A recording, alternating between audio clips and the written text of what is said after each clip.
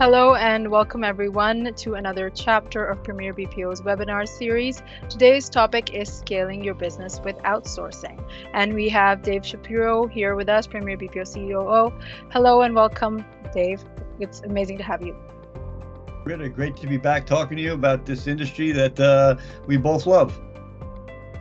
Great. So previously we covered mythbusters regarding outsourcing, and I think we got on a lot of misconceptions regarding outsourcing cleared. Today we're going to be talking about scaling. So I'm just going to get started with the questions. So when we talk about scaling, what is the role that outsourcing plays in overcoming the challenges, especially when a business is trying to grow or scale up? So many times when a business is trying to scale, before they're scaling, they're in their regular routine mode and they're maybe doing a great job. Their operations are great, everything's fine, and they're nice and steady going along. But they introduce a new product, or there's some new feature or something that's going to cause them to grow, and now they need to add a lot of people quickly. And maybe they don't have the recruiting talent, maybe they don't have the training talent, maybe they don't even have the facilities or the technology to expand. So the role that outsourcing can be is that an outsourcer, or better termed a co-sourcer, can help complement by providing high quality talent in a very quick basis. And so it's easier to bring people on remotely without adding headcount officially to the company. You can scale 10, 20, hundreds if needed, and not have to worry about the overheads, the benefits, and let the outsourced partner make sure that the quality people are recruited and trained, and you can scale faster that way. Sounds good. So like you said, that an outsourcer, or better term for that, a co-sourcer, can do all of those things. So how would you identify that this is the right outsourcer or the right outsourcing opportunity for you that can help your business grow not only short term but long term as well? So as it relates to scaling, what a lot of companies will do is first they'll start off on a very simple function.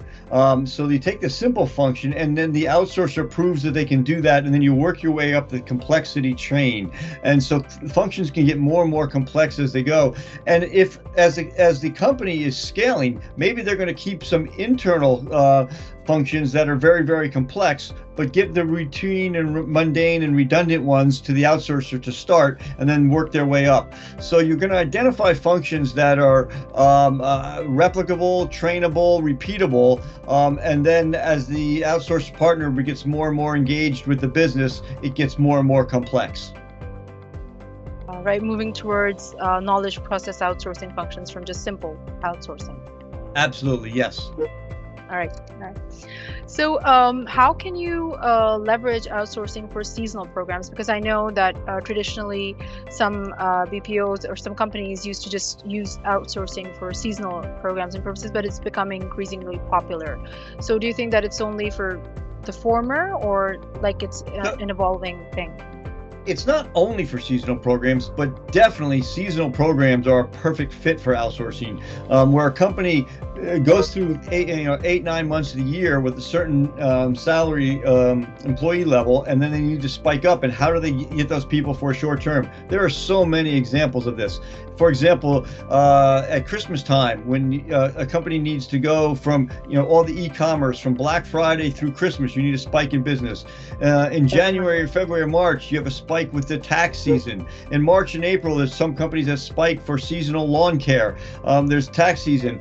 In the fall, there's a big spike for insurance agents for annual enrollment periods. So there are many, many examples of companies that have a steady amount of business for 8-9 months, need to jump up for a couple months. And how do you do that? And how do you bring people on? And then how do you lay them off?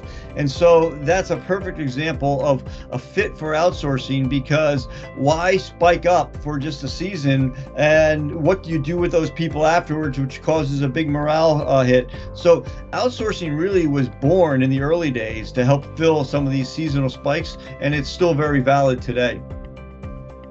All right. So what are some of the ways that you can sort of measure the success you've experienced with your outsourcer, or your ROI once you've scaled up with your partner? How would you identify that it's actually working? So what you'd want to do is you want to know your internal KPIs, whether that's sales conversion rates or CSATs or NPS, whatever your conversion rates are internally. You want to maintain those same conversion rates or success rates, NPS or CSATs externally. So when you look back after the seasonal program, did you meet the staffing levels? Presumably the check in the box, yes, but did you also achieve your NPS, your CSAT, or your conversion rates? If you did, then outsourcing was a success. If your conversions were low or your NPS was lower, then your partner was not the right partner for you. All right, so that's one way to see whether it works out or not. And of course, because you promote co-sourcing a lot, so the entire purpose of that is to improve quality as well as you go along, right? Absolutely. All right. So the last question that I have for you is, what are the challenges or the risks that are associated with scaling a business when you're outsourcing, and how can you possibly mitigate them?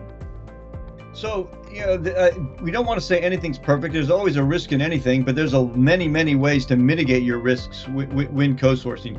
So while we talked a lot about seasonal spikes, which is perfect for outsourcing to go up and down, it's best if you've chosen a partner prior to the seasonal start, so that if you have some kind of modest minimal amount of business with that outsourced partner throughout the year, therefore you're already set up technology wise, you're already set up and understanding processes, you're already set up training and QA wise, you're just having to add people. You don't want to be setting up all your processes just for the season. You want to add people, but you already want to understand the culture, the reporting. So you want to have an ongoing, at least minimal relationship between a co-sourcer and a client throughout the year. So then what you're doing is you're just opening up the spigot and adding more people, but you're already set up in what the processes are, if that makes sense. It makes sense. And if you're comfortable with your partner already, then it'll make it easier for them to scale up or down as and when you need it. Absolutely. So we're just going to go quickly over the recap of the session of the questions we discussed. So like you said, when a company is introducing a new product or a service, or they're going to train or they're going to hire new talent, then they might need help of an outsourcer, which can help them bring on people that they can't do themselves internally. Other than that, scaling is better, and outsourcing helps move towards simple to complex functions, which can go slowly and gradually. And you just need to, what was the term that you used? I'm skipping it. It's completely out of my mind. There was a term that you used that you move towards simple to complex functions. You transition. Sorry, transition is the word. So, right. And then you said that it can help during especially holiday season or Christmas season or seasonal spikes, when you have to bring on people quickly, and then you have to scale down a bit. So an outsourcer can help you in that regard. And in order to measure your KPIs, your CSATs, your sales, that's how you'll know how your outsourcer is working out for you or not, and especially when you're scaling and what the results are telling you. And in the end, we've discussed the risks associated with when you're trying to outsource or scale up and down, and the way to mitigate them is to bring your outsourcer on early so that they understand your culture and get a feel of it, and you're able to transition with them or grow with them in long term rather than just a short term period. I hope that covers everything we discussed.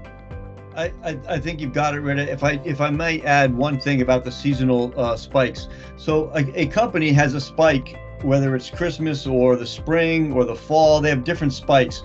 But the beauty of an outsourcer is, since they can work with multiple spikes for multiple different, transferring people from client to client, they can do counter-cyclical staffing balances. So they can take people from the Christmas spike, put them onto a tax spike, put them onto the fall spike, and they've got the same set of people that can go from one spike to another, and a company themselves doesn't have that advantage. That's good to hear, and hopefully it'll clear out a lot of misconceptions that people have and give them some more information about outsourcing.